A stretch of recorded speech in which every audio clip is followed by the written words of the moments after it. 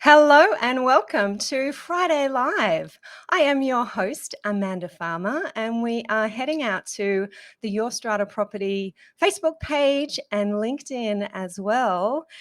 Welcome to our wrap up of our week in Strata. Nothing slows down for those of us in Strata, even though we're heading towards the end of another challenging year. There is lots and lots happening.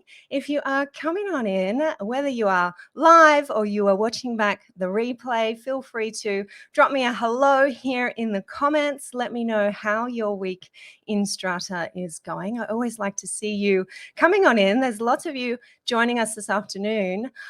It has been a busy week for me, webinar week.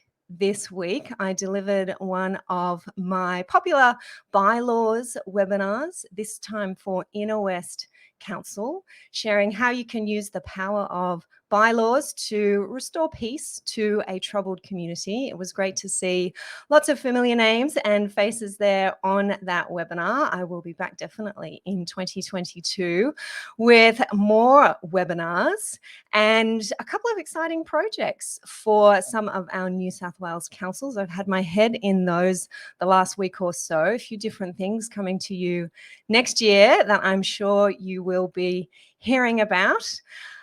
I am seeing a couple of you saying hi. Welcome, Debbie, saying hi from Brizzy. Good to see you, Debbie. Emiliana is here. It's nice to catch up. Absolutely, it is. Hey, Katrina, good to see you.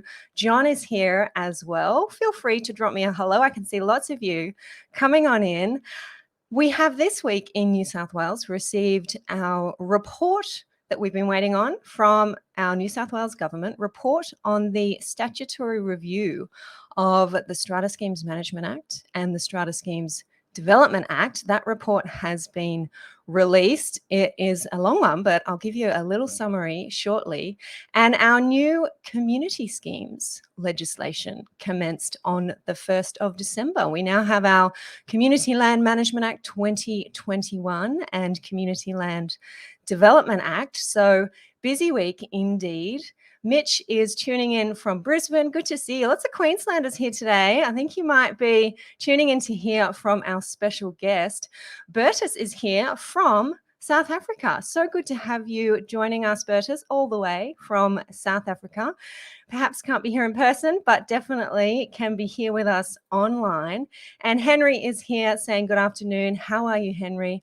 I am just checking. I've got a note here that we're not going out to LinkedIn at the moment. The streaming platform that we use is having trouble with the connection to LinkedIn. One of those dreaded error messages that come up from time to time. So if we can get this video out to LinkedIn on the replay, that would be great. David is here from Neutral Bay as well. Good to see you, David. Definitely, I do have for you today a special guest. He is waiting in the wings and will be joining us very soon. But first of all, did you have a chance to check out this week's podcast episode? Podcast episode number 290. It's getting up there, isn't it? Communities in Turmoil, a guide to compulsory appointments. Now, I brought you a replay of episode number 222 when I was sharing the step-by-step to how to achieve a compulsory appointment, the compulsory appointment of a strata manager, acting in the role of an administrator with all powers of the owners corporation and the strata committee, the last resort really for a community in distress. What kinds of circumstances would permit such an appointment? How do you get one? Do you really want one? I often hear some horror stories from owners who have been subject to a compulsory appointment, often on their own application, and then realizing after the event that it was not the best thing for the community.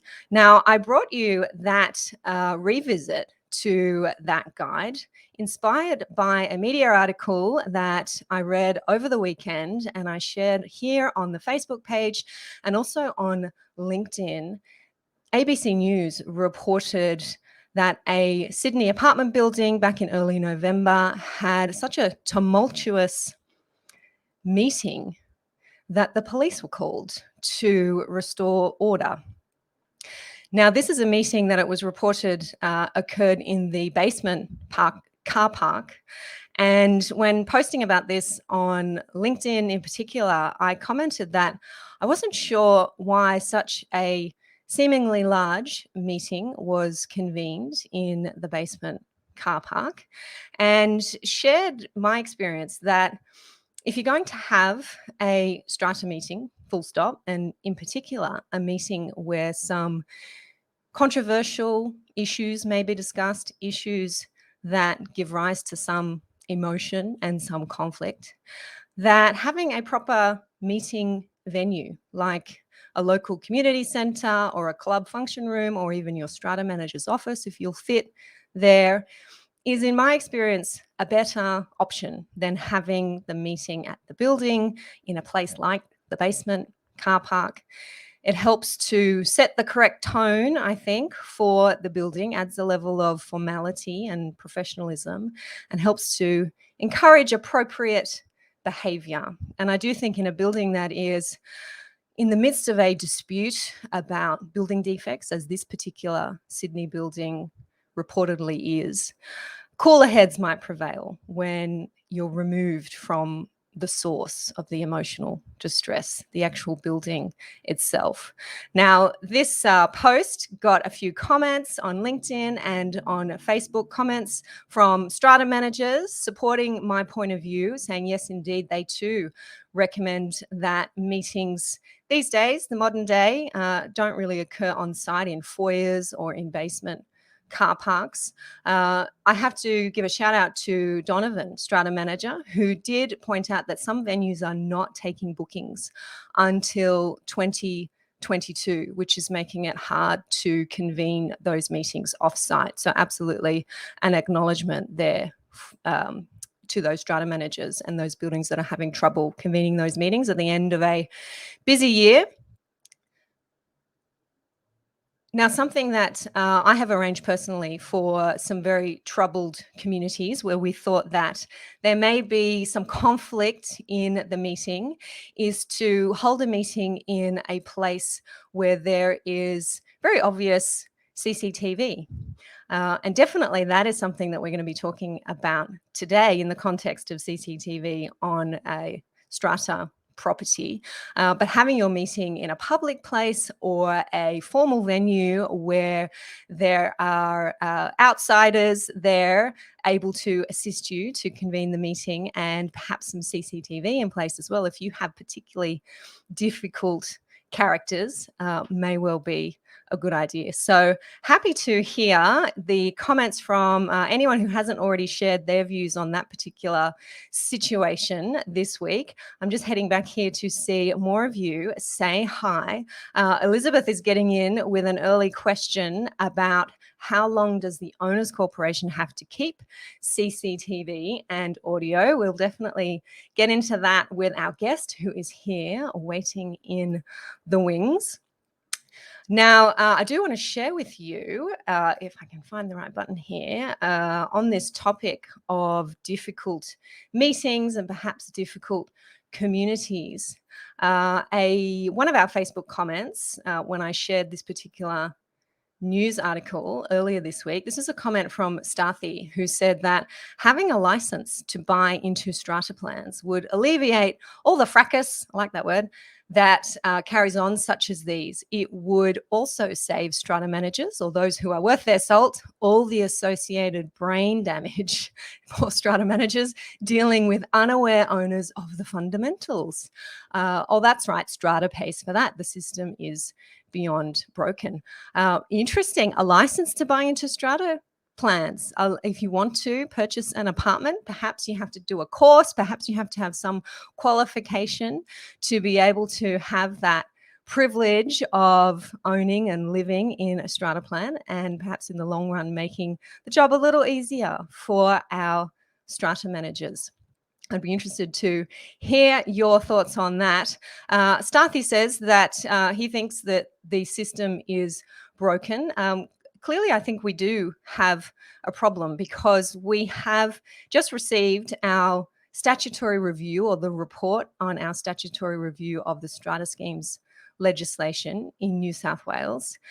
And at least in relation to the Strata Schemes Management Act, there are 101 recommendations for change, recommendations for how we can improve our legislation to deal with some difficulties that we've been having since this legislation started in 2016. Now, Rochelle has for you the link to the report on the statutory review of the New South Wales legislation.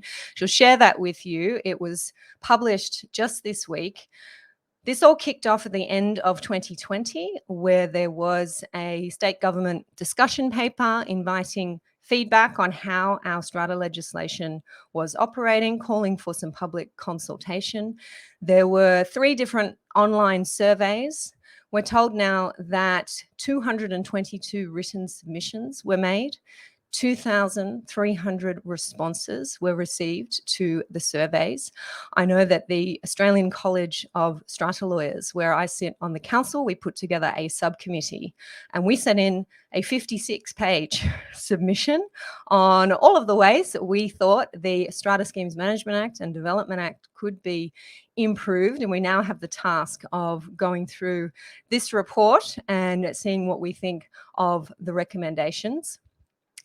Now, we're told that overall, the review found that the objectives of the Act remain, or both Acts remain valid, and the regulatory framework remains appropriate, but there needs to be some refinement of the laws to more fully realise the objectives of the 2015 reforms. So the review makes some recommendations for amendments to improve or enhance accountability and transparency, to prevent and identify building defects, to support competition and minimize costs, and to ensure flexible management and administrative arrangements. Now, that is a summary that you'll see at the beginning of the report, but I do recommend that you go and have a look in particular at the summarized list of recommendations in this report. And I'm just sharing those on the screen here for you now. We have, I'll scroll down, trying not to make you too seasick there. We have 38, I think, 37 recommendations for change to the Development Act. And then we have 101 recommendations for changes to the Strata Schemes Management Act. I had a quick read through most of them this afternoon, but really these first few that pop up here jumped out to me. Lowering the threshold to remove a committee member from a special resolution to an ordinary resolution. This is something that strangely I'm asked quite often. Amanda, how do we kick out our committee members that we don't like or who we feel are not attending to their duties? And I say, well, you can pass a special resolution and then they're on their way. There's a proposal to lower that threshold to an ordinary resolution and to introduce provisions for committee members to be prohibited from serving on the committee for a specified period of time after being removed. Very interesting. Lots of comments, recommendations there, drawing on those many, many submissions. It is now the task of the parliamentary draftsperson to incorporate these into some form of draft legislation to then be incorporated, to then be debated before Parliament. I'm just heading back. I'll stop sharing before I go back to those comments, but there's a few there that I do want to highlight. I'm seeing also comments just from LinkedIn there. Rochelle, if you could assist our LinkedIn viewers and explain that we don't have our LinkedIn connection, unfortunately, at the moment. I saw a comment there from Joe Cooper. I'm just going to bring that one up. The recommendations are too sympathetic to committee members due to them being volunteers, which is completely misguided, as those who volunteer and serve on boards of not-for-profit organisations have fiduciary duties and obligations, along with strong accountability. Why is it so different to those holding office bearer positions within strata? Very, very good point, Joe. I do think that the minute we enter residential property, our government seems to get a little bit cautious about regulating the ins and outs, the operation of that property. We certainly saw that with our public health orders and the cry for those public health orders to extend to our apartment communities. And unfortunately, that cry fell on deaf ears for the most part. So I do think that there's some connection there with regulating private spaces and residential communities that may be a spanner in the works there. Okay, I can see Rochelle doing her best to assist people there who are just having trouble connecting. Thank you very much for that, Rochelle. Also this week, our new community schemes legislation for New South Wales 2021 Community Land Management Act, 2021 Community Land Development Act, replacing 1989 legislation, each with new regulations to support them. Been some years in the making, this new legislation. We're really aligning our community scheme laws with our strata scheme laws, simplifying the development process, providing more flexible arrangements for our communities, just as we have for our strata schemes. So in this new legislation, we have increased penalties for bylaw breaches. We have a limit on proxies. We have bylaws cannot be harsh, unconscionable, or oppressive. So that brings us into line with our strata schemes laws. We have provisions for electronic meetings, tenant representatives, changes to the bylaws. Our strata managers will know this, that a change to a community management statement bylaw had to be registered within 2 months of the meeting at which the change was made. 6 months for our strata schemes. We are now finally bringing that into line, and it will be 6 months to register a change to a community scheme bylaw, which is great. We can impose occupancy limits in community schemes, and long time coming, no more adjudication process for our community scheme disputes. That's been a bit of a hangover from our old strata scheme legislation when that was amended in 2016, or our 2015 Act.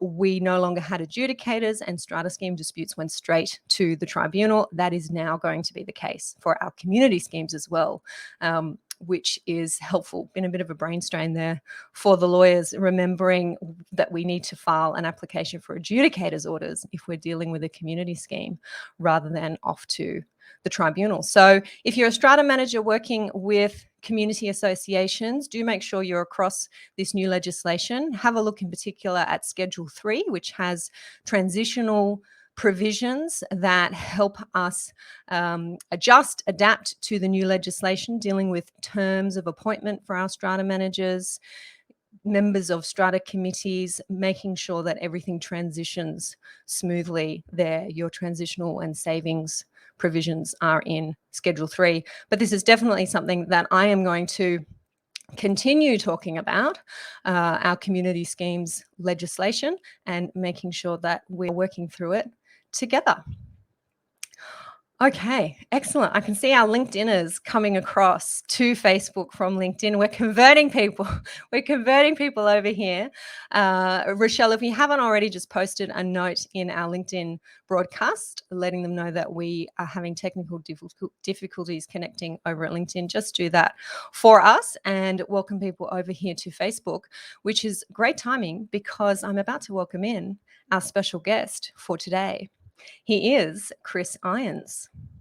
Chris is a thought leader for strata issues and dispute resolution. For over 5 years, Chris was Queensland's Commissioner for Body Corporate and Community Management, the only role of its type in the world. After working for Hynes Legal in Queensland, Chris is now an independent strata consultant working under the banner of Strata Solve and helping clients to untangle their strata issues with tailored solutions. Chris brings to the table over 2 decades of leadership in public policy development and is a nationally accredited mediator. He's a frequent media and content contributor on strata issues.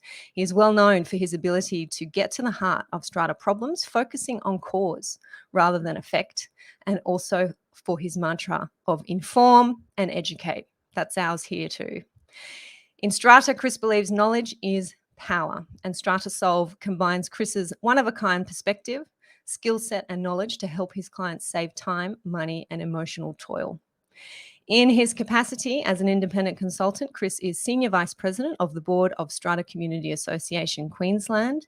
He's also the President of Northside Connect, a not-for-profit community and legal services provider based on Brisbane's Northside. And Chris is the human slave to a happily retired former racing greyhound, which of course has all the necessary strata approvals. Welcome in, Chris Hynes. Thanks, Amanda. Thanks for having me. Yes, Ernest, the greyhound, has all of the necessary approvals. Just a bit of a fun fact about Ernest. At the last weigh-in at the vets, I think he topped the scales at about 38 kilos. So he would fail pretty much most weight limit bylaws that you find in Australia. I live in the Strata scheme, by the way. But he is the perfect animal for an apartment. He spends about 16 hours a day asleep and does not bark unless I tease him, and doesn't do anything else. It's a good example of how bylaws don't always work the way that you hope they would, and vice versa. Yes, wow. There's a whole other chat, webinar, podcast episode for us to have on pets in Strata, that's for sure, across Queensland and New South Wales, weight limits being one of the bugbears that I have when it comes to pets as well. And I do know greyhounds are excellent apartment residents, so I have heard. So it would be nice to meet Ernest one day. Tell us, Chris, what you have been up to since leaving Hynes Legal. And I've mentioned there your new banner, Strata Solve. Who are you serving? Is it just Queenslanders? And what is it that Strata Solve is doing? I think the services I offer are actually applicable Australia-wide. Obviously, I have a bit of a knowledge base from Queensland's legislation, and Queensland's legislation, as I think everybody knows, every state and territory is different when it comes to strata legislation. But the kind of services I offer, they're not legal in nature. And this is the point, Amanda, where I stress I'm absolutely not anti-lawyers. I know plenty of them. And when it comes to strata disputes, I think it's essential that you have some legal advice and legal proceedings. In some instances, you can't avoid it. When you're involved in a proceeding, you'd be extraordinarily foolish and unwise if you were not properly advised and represented in those instances. But my view is that at least 50%, if not more, of all strata problems are personality-based or lie in a communication breakdown or a communication problem. And to me, legal advice doesn't necessarily suit that kind of issue. And so that's what Strata Solve aims to achieve. Strata Solve is about applying different techniques to solve strata problems. And so if I was to sum it up, it would be dispute resolution, but it's also dispute prevention as well, Amanda. Sometimes, and I'll be interested in your views on this, in my experience, strata disputes more often than not have their genesis in events that took place a long time ago. Something happened 6 months or probably more than 6 months, a year, 2 years earlier, which is completely unconnected to the issue that's happening now. But whatever happened back then, it poisoned the well, and everything is wrecked after that. Is that what you find as well? Absolutely. It's often when a dispute doesn't make sense to me. So I may sit with a client for the first time and they've spent the first half an hour of the conference telling me about the problem and the difficulty they're experiencing right now. But I just feel in my gut that I'm missing a piece of the story. And I might ask more questions and think, hang on, did I miss here? Have I fallen asleep and I missed the bit about why is this happening? Can you tell me more? And eventually I get to the stage I've learned over the years as I've got more experienced and more confident that I have ultimately said, tell me what's really going on, because it ain't this. Whatever this is, there's something else going on here. Tell me what's really going on. And it's often at that point that the client will say, well, 5 years ago, I voted against Jim Yeah. renovating his bathroom, and he's never forgiven me. And that's what this is really about. And to a certain extent, that's what I'm trying to do with Strata Solve. I'm actually trying to find the way to ask that very question of people, but maybe not, maybe leading them to that point, Amanda. We were talking off air before about the need to organically bring someone along the journey. In the intro there, you talked about how I'm an accredited mediator, and part of the mediation training is very much focused on this idea that even if somebody comes up with a solution in the first 10 minutes of the mediation session, the temptation to end it right there is immense, but you haven't addressed cause and you haven't gone towards the core issues. If you don't do that, then the likelihood of that problem coming up again or even being exacerbated in future is very high. Same thing applies here. Rather than leap to the solution, it's about, okay, you've come to me with this massive issues. I'm trying very hard to understand what it is. This is whether it's an owner or a committee or somebody else, but let's try and unpack it all and find out where the causes of it are. I'm a big believer in addressing cause rather than effect, and that's what Strata Solve is about. And having somebody there, a third party, whether independent or whether somebody who's acting on your behalf, to do that exercise of unpacking, I think is so helpful. I often say to my clients, that's the skill of a lawyer, and it doesn't have to be a lawyer, as you're demonstrating, Chris. Being able to see the wood for the trees and being able to separate out issues in a way that is rational, not emotive, and then being able to tick those issues off the list in the right order. It's incredibly hard. I've definitely been on the other side as a client, and it's very hard when it's your home, when it's your biggest investment, when it's your own community, your own neighbors, to think in a framework like that. And therein lies the benefit of a professional to be able to guide you through. I think part of it also, Amanda, is about being able to wear the black hat. As when I was commissioner, the temptation to really speak my mind was so strong and immense, but I couldn't. I was a public servant. You don't speak your mind when you're a public servant. Different now, and I can put on that black hat and I can say to people, look, listen, I'm hearing what you're telling me, what you would like to do and what you would like to see happen here. But everything that I have ever experienced, and there's very little that I have not seen or experienced in Strata, tells me that if you go down this path, you are going to be very, very sorry later on, and you're going to end up costing you. I might even put it in a bit more harsh terms than that, Amanda. But the point being that when you have somebody who has no stake in the scheme, no stake in the issues, it's actually far easier for them to be able to offer a perspective that might go some way towards unlocking. Might not solve, or it certainly might not solve at that moment in time, but it unlocks.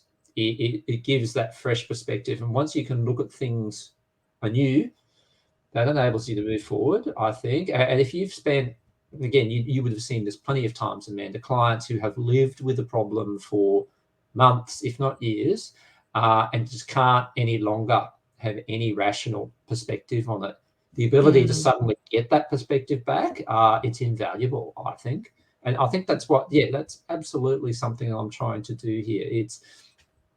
It's tough work being involved in Strata. It doesn't matter if you're an owner, it doesn't matter if you're on committee, it doesn't matter if you're a Strata manager, it doesn't matter if you're a practitioner. It's tough work.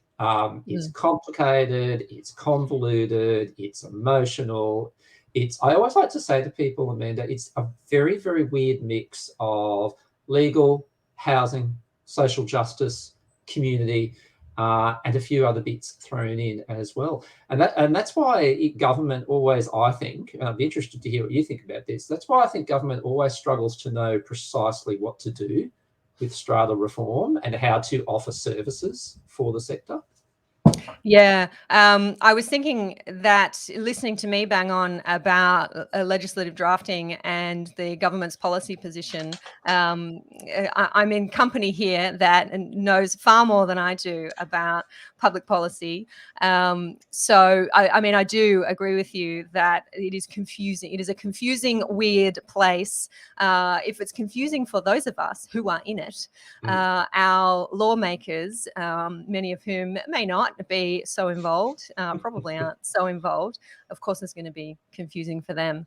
I just want to touch on your previous role as commissioner. I know I didn't queue up Rochelle for this, but I want to let our audience know, because we chatted some years ago now, probably, and our audience has probably grown significantly since then.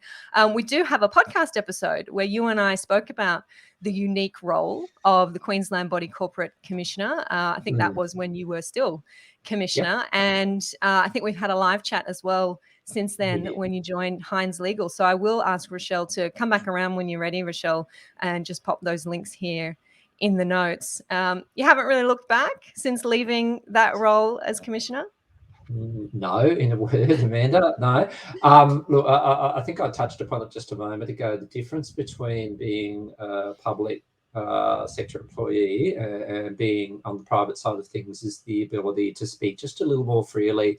I still need to be a bit cautious about what I say, of course, because I'll give you an example, actually, of what I mean there, Amanda. I put on a webinar in my time when I was with Hynes Legal, and we called it dealing with, I think it was dealing with nuisance people, or dealing with nuisance, something along those lines. And it was a topic that got a lot of attention, and it's always a topic that comes up.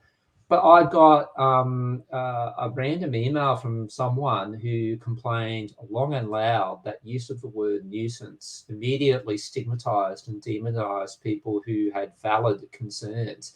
And I was contributing to the problem by placing a label on them. And my first reaction, of course, was to be outraged that someone would complain about a free information service that I was providing. And then I stopped to think about it, and started to think to myself, actually, they might have a point here.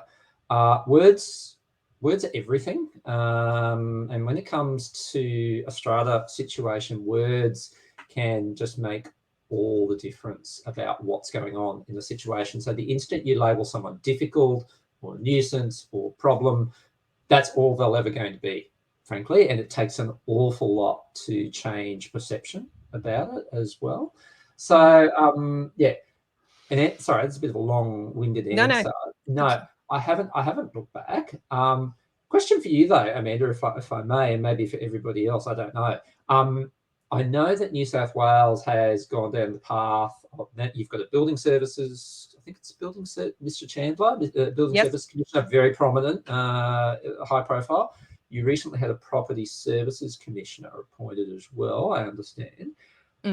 There's been, and just having a look at that report you were reading from before, talked about the idea of a strata commissioner as well. I mean, what do you think? Do you think that that kind of role would have some relevance for New South Wales? If you asked me that question pre-pandemic, I would have said no, not necessary. But having gone through the last almost 2 years of being, and look, I'm a private service provider, not private certified, private service provider, I can say this, going through 2 years of being pretty much ignored, the strata space being ignored by our government, our New South Wales government, in relation to public health orders. And that was not without us clamoring, SCA, OCN, myself, top-level academics in our space, clamoring for attention, sitting in meetings, requesting amendments that we drafted for public health orders and being refused with no explanation. We need somebody. We need somebody sitting in that role to advocate for our interests. That has really been the missing piece this last 2 years. Yeah. Bring on the emails, everybody.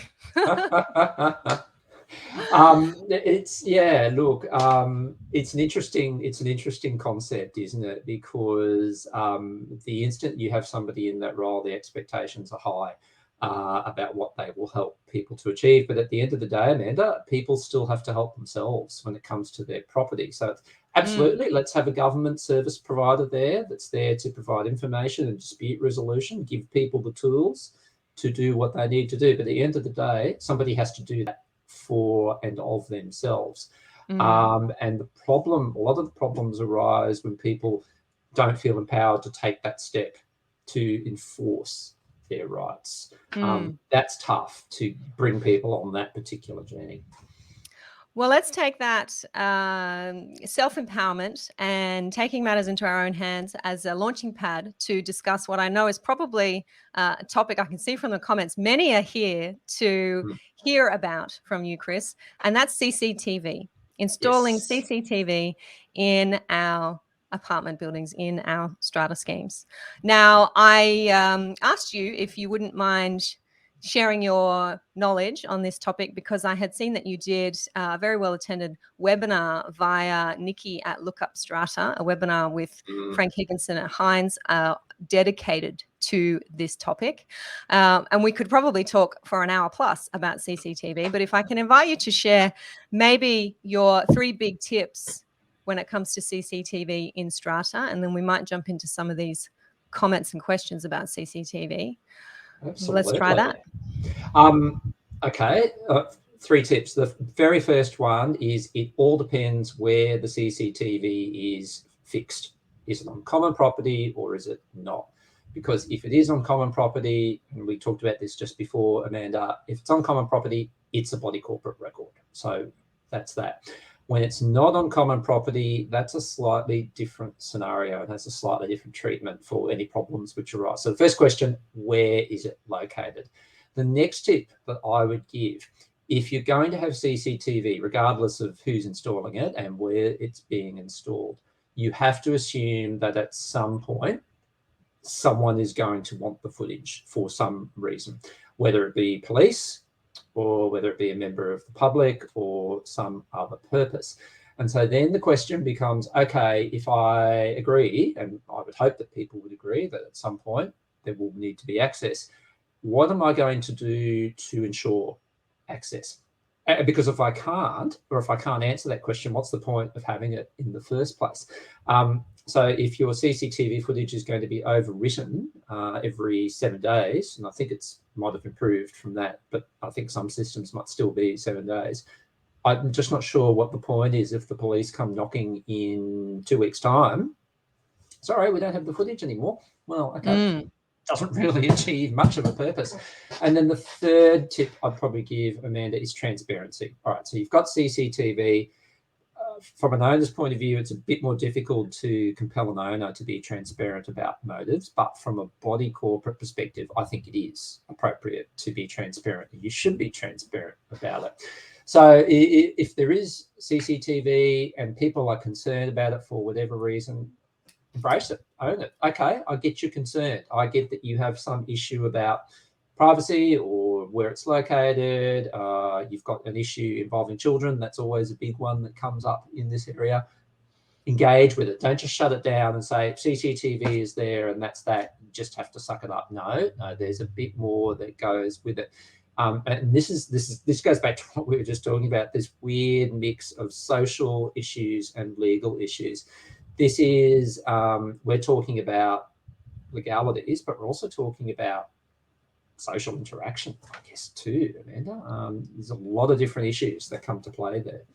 To the point about the CCTV being a record, I agree that that is the law here in New South Wales as well, a record that should be kept by the Owners Corporation. I want to give Elizabeth the chance to, she got in early with the question, how long does the Owners Corporation have to keep the CCTV and audio? Well, in my view, Elizabeth, if it is a record of the Owners Corporation, then we refer to the provisions in our legislation for how long we need to keep records. And from my memory, in our Strata Schemes Management Act, there are some specific provisions about keeping records, some accounting records, I think, for 5 years and other records for 7 years. So Chris has just said many of these systems owners set up to overwrite the footage after 7 days. A, that makes it rather useless, and B, that is perhaps not complying with your legal obligations as an owners corporation to keep records. So definitely something to think about. With all of that, Amanda. Yep. Mm. And Elizabeth is also sharing a scenario, and I think this is to your point, Chris, about where you have to take into account how people feel about the CCTV being there in their community. Elizabeth has this experience of having feeling as if the staff are watching the CCTV all day, laughing at the comings and goings of residents. And that sounds horrible. It really does. Nobody Yeah. would want to be living in a community where that's happening. And I hope, I'm sure, Elizabeth, and I know you're a forthright, confident woman, you'd be bringing this to the attention of your community and trying to resolve that concern. And I think this is a really good example of a difference between a legal position and not so, a different kind of position. The legal position, I would imagine, Amanda, is that, well, that footage is a body corporate record, and therefore that's available to a person as defined under legislation. If, for example, I'm an owner and I can log on to a portal and access body corporate financials or whatever, day or night, on demand, why should footage be any different? And the answer is, well, it's a record, so it shouldn't be. But as Elizabeth very correctly points out, this is a different scenario. This is what I am doing on a day-to-day basis that really has no involvement from the committee or anybody else. The issue that Elizabeth raises there about people having remote access to footage, that comes up all the time. And it's really problematic because you've got sometimes passwords being shared around amongst committee members, onto service contractors, perhaps even to the strata manager. It's like any access to anything. There need to be some tight controls on who accesses things. You know, you've got documents that have different security levels. It stands to reason you'd have different security levels on something like footage too, if possible. Mm. And in terms of the situation, Chris, that you highlighted, there's footage, security cameras on, or CCTV cameras on the common property, and then there's cameras on lot property that people may be using to keep an eye on what's going on around their property, the comings and goings in the hallway. John is posing a question here about, which I think is linked. People going around with binoculars checking things. We have a colony of peeping toms, it seems. I know, Chris, you had a recent experience with a client where this was a concern. Are you happy to share how that played out? Gosh, look, one of the things I'd say, John, in that situation is I'm a big believer, Amanda, in asking why. Whenever I'm presented with a strata problem, my first question is why? Why is it happening? To me, the scenario, John, that you described there, something must be going on that makes people want to be that way. So let's put aside that particular situation, even put aside CCTV for just 1 second and focus on records more generally. One of the big problems that I encounter all the time, and I'm certain you would as well, Amanda, is an individual who makes a records request almost every day or multiple times a day. It ties up the committee's time, it ties up the strata manager's time, it costs money, it costs time. My question, and I've had clients come to me and say, what can we do about this person? They're causing so much grief, so much angst, so much nuisance. My question is, why are they constantly making those requests? Are they missing out on something, or do they feel like they are missing out on something? Do they feel that something is being concealed from them? I wonder if you can apply that same kind of step back logic and look at this situation. Why are people running around with binoculars? In my neighbourhood, people aren't running around with binoculars. I dare say they're not in your neighbourhood either, Amanda. Why are they doing it here, though? What makes this building, this scenario so different? It can't just be coincidence. I can't imagine that it would be coincidence. So what's going on here that makes people act in this way? I dare say if you took the time, John, and anybody else connected with that scheme, to consider that just in a little bit of detail, you might start to find some different perspectives on that situation. Mm.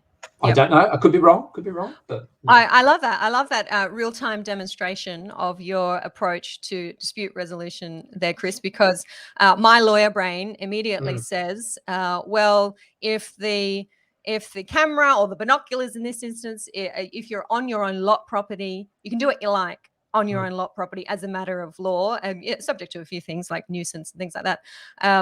But in terms of spying on other people, there's no law. There's no law against spying on anybody else. There's no right to privacy, even though many Australians like to think so. In this country, there's no right to privacy. And as a matter of legal, the application of the law, then Mr. Peeping Tom has every right to be Mr. Peeping Tom. But your approach of stripping that back and saying, well, why does Mr. Peeping Tom feel that he has to be?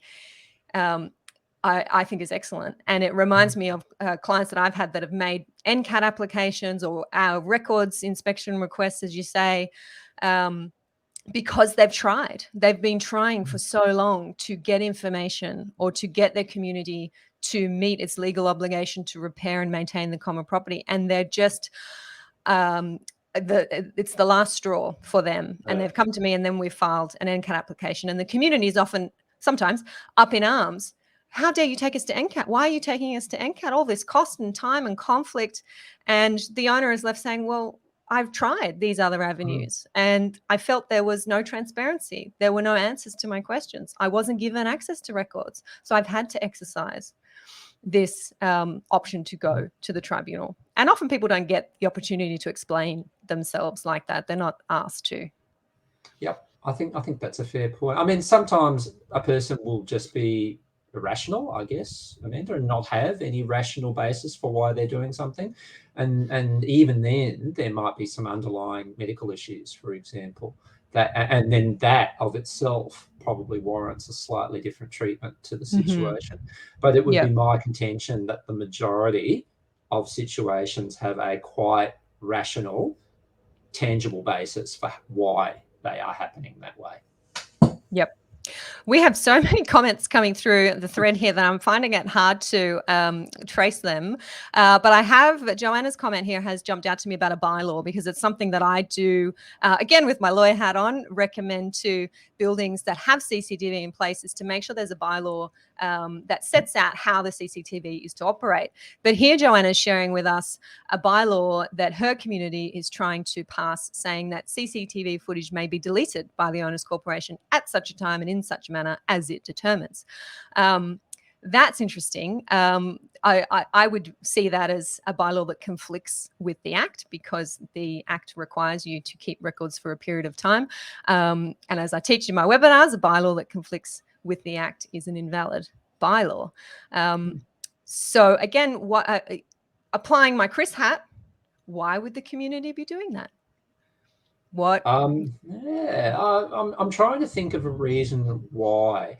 And the only thing that I can really come up with there, Amanda, is that the committee has been burnt by requests for footage, perhaps has been required to go to some considerable cost and effort, which is a valid concern. I get it. But the way they're addressing it is probably the wrong way here. So instead of thinking about better ways to manage storage, and there are lots of different options for that, they've gone the sledgehammer to the walnut approach, which is no, we can delete it whenever we like. I agree with you, Amanda. In Queensland, that would more than likely be an invalid bylaw and would not survive challenge. Yes.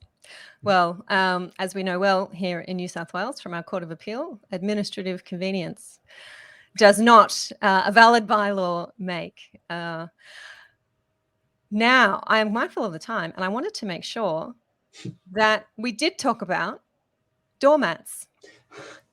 Now, in my preparations, I do want to acknowledge my Facebook post where I posted this afternoon a picture of a doormat, having heard from you that you were going to talk about strata doormats or doormats in strata. And I was quite convinced, Chris, that you were not actually going to talk about the little pieces of material that lie on the floor in front of the doors.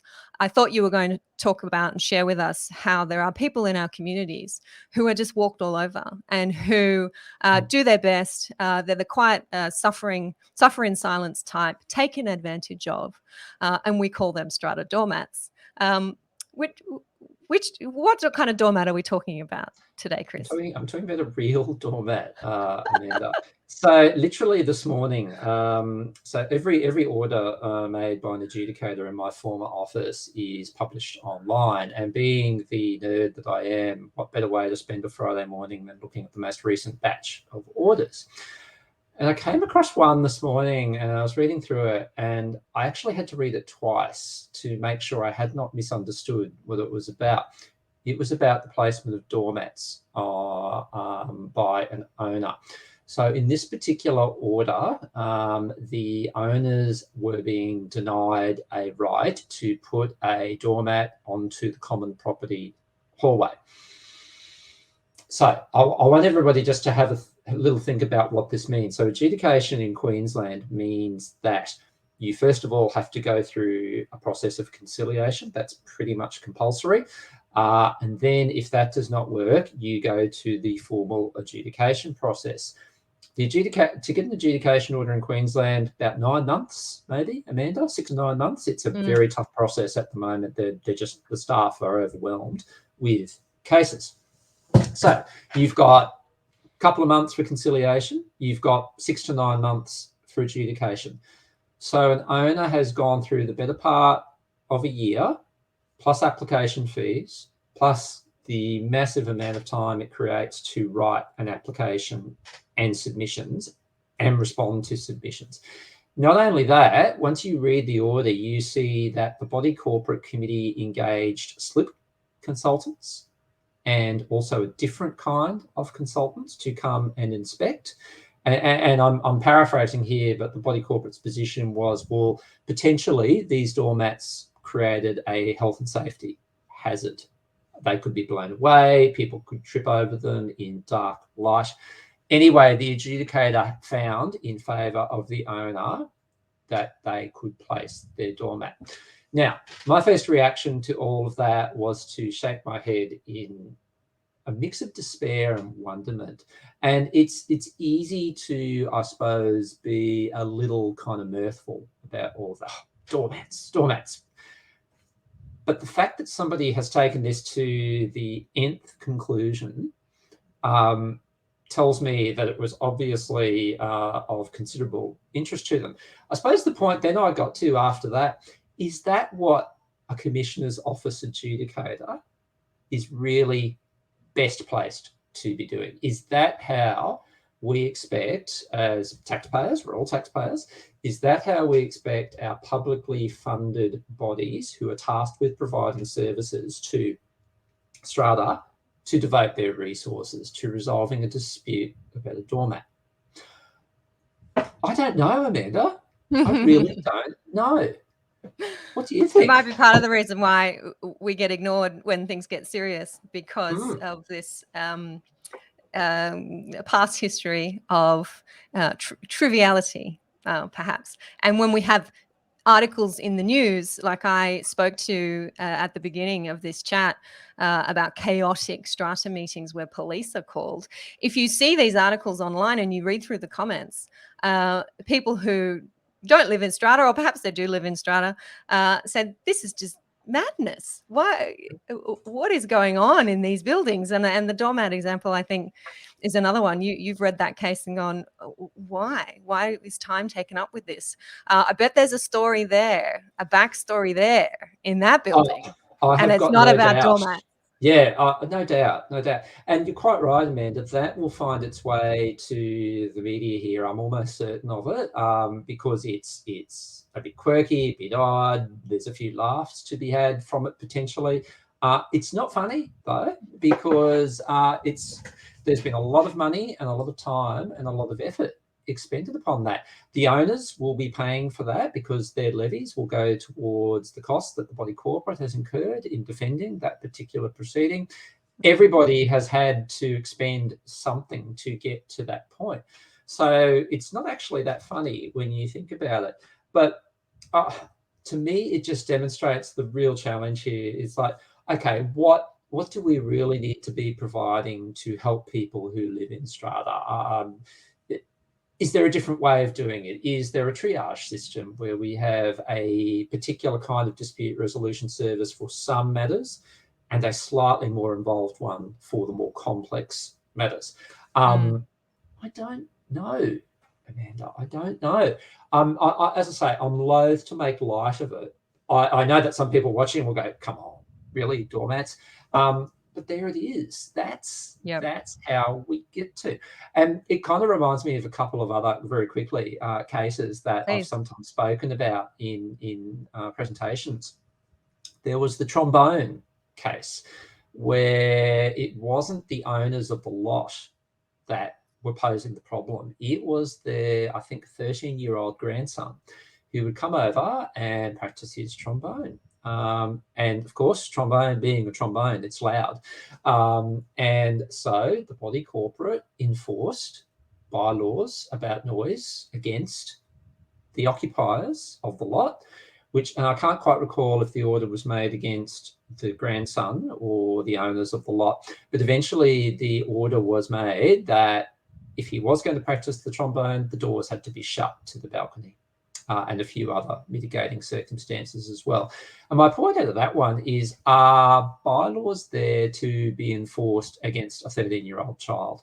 I'm not sure about that either. And then, of course, there's the toilet case that I talk about a couple of times, Amanda. This was a situation of a duplex, but a duplex where it was one on top of the other, so not side by side.